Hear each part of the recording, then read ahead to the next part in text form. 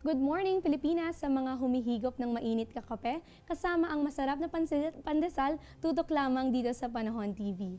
Kapag ba kumakain ka ng matamis na orange ay itinatapon mo na agad ang balat nito? Teka muna dahil maaari pa iyang maging kapaki-pakinabang. Kung may orange kayo sa ref, kumuha na at sundan ang easy steps para sa do-it-yourself anti-mosquito repellent. Napakasimple lang ng kailangan niyang gawin.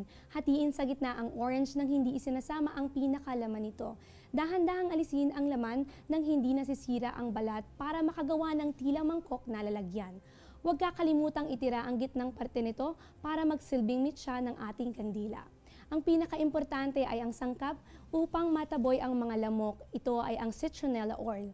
Ibabad ng 2 minuto at hintayin maabsorb ang oil at pagkatapos nito, presto! Fresh citrus scent na goodbye lamok pa.